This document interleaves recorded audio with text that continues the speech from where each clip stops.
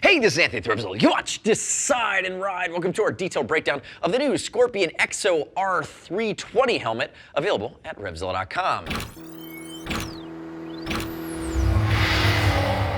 This is the R320, new for the spring of 18. And if you're looking at that and you're saying, well, Neo, the Matrix is playing tricks on you, it's a black cat again, this is deja vu. And here's why. This is the same shell that we saw previously on the EXO-R410.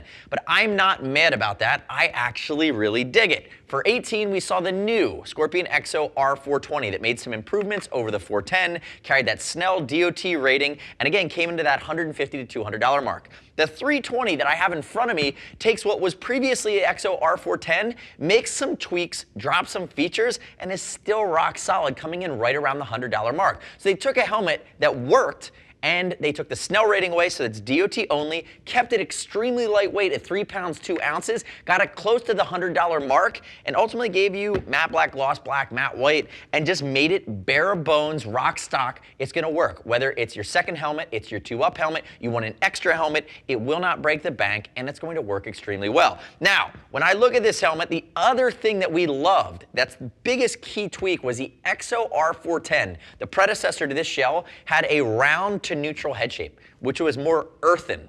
That is not the ideal fit for the US market. Most people out there are intermediate oval. That's like my head, a little bit longer front to back. They've now taken the R320 and they basically dropped that Snell rating, dropped the price, kept it super light, and made the fit intermediate oval. So it's a little bit longer front to back. It'll fit 80% of the US market now. Now, if you are earthen and bigger, you know that you're an outlier fit. There are plenty of helmets for you specifically. And if you're super long oval, long thin front to back, you're gonna be able to click on our site and see long oval head shape helmets. This is not one of those. This is going to be intermediate and should be right in that sweet spot for the US market. Very few gripes here. Now, one of the things that did jump out that we immediately picked apart is the fact that while it has 3 intakes and 2 exhausts, there is no Everclear or fog-free coating on your Ellip-Tec shield here. And it's using that old Ellip-Tec shield, which again was totally fine. But the fact of the matter is you can add pin lock after the fact, it's fine. You could swap it to a different Ellip-Tec shield that comes with the Everclear coating.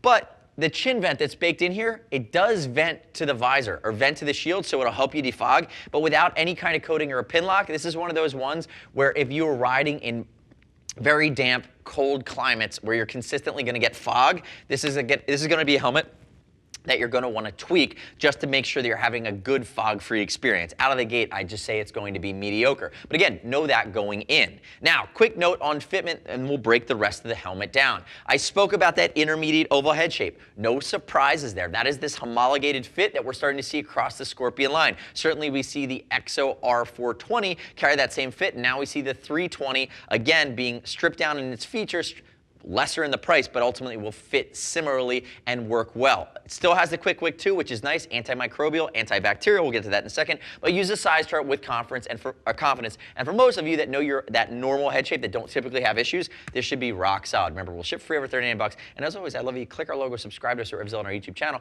Leave me your comments or questions, your feedback on the R320. Now, if we dive into some of the other feature set, it's got an aggressive look. In my opinion, this is more of a sport touring setup, which gives it flexibility. You could totally rock this helmet upright, and it's going to be quiet, and it's going to vent well. You could start to tip it over into 3/4 tuck. It's going to work well as well. I don't think this is a race configuration. They did this for flexibility. Notice you have the chin vent we already talked about, and you have 2 chimneys, open and close up top, that are active vents. When we work our way to the back, I dig the shape of the shell here. It's aerodynamic. You have 2 vents right here that are going to be passive and just be venturing or creating an area of low pressure to pull warm, moist air out, and again, it just terminates nicely. It's a good-looking helmet with an aggressive shape that's aerodynamic, and I will tell you that 3-4 years ago, there's no way we would have originally seen it and thought it was any less than $200. So again, helmet for dollar is rock solid on this model. Now, we did talk about the shield. It does have a lock. The lock is over here. And if we look at this shield, remember, this is Ellip-Tec, but it's not the Ellip-Tec with the Everclear.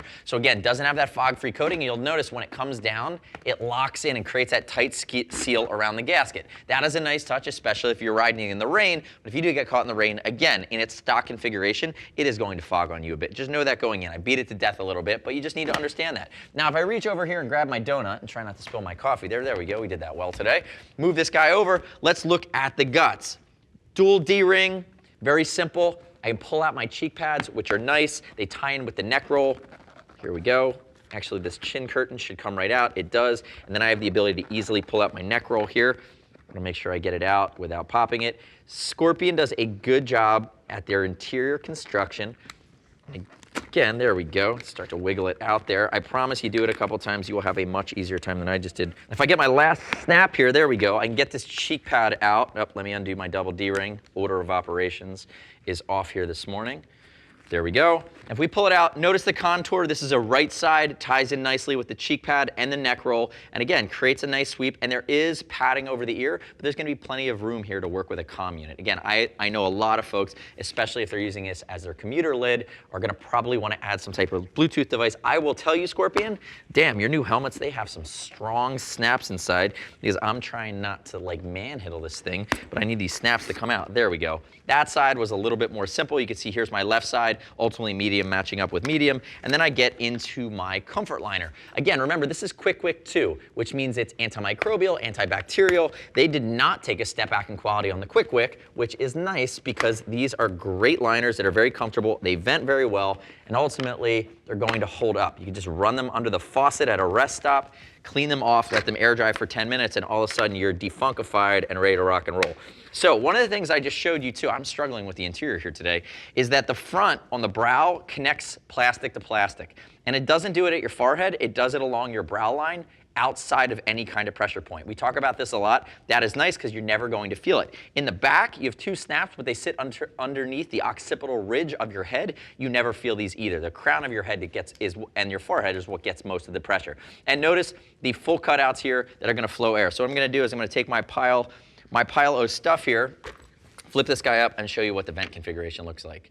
It's fine, it's solid. Again, for around the $100 mark, to even have cutouts in the EPS is a nice touch. And again, you can see 5 total vents, 3 active intakes, 2 exhausts. And remember, the chin vent was a gripe of ours because it vents to the visor because they have to, but every once in a while, it's nice to have that second position that vents to the face, especially if you're riding in hotter times of the year. So all in, what we liked the new fit scheme. It's gonna work for everybody. We like the fact that it came in around the $100 mark. And the biggest thing outside of the fact that it just looks like a badass helmet, 3 pounds, 2 ounces, insanity light. So ultimately what Scorpion's doing here is they are continuing to increase value for dollar in the helmet category and probably piss off all of their competitors. They're gonna say, we used to put that helmet out for 170 bucks and now Scorpion makes it for 100. Consumer wins, businesses lose. It's fine for you. You should be excited. The next step in your journey is to click the info button, your desktop, your mobile device. Visit the product detail page at RevZilla.com, read other rider reviews. You shouldn't just take my word for it. As always, we'll ship for free over 39 bucks. If you want to talk to a geek, see us at RevZilla.com or 877-792-9455. Thanks for watching our detailed breakdown. Remember, subscribe to us at RevZilla on our YouTube channel. Stay up to date with our opinion, the latest and greatest in the motor universe. I'm Anthony. We'll see you next time.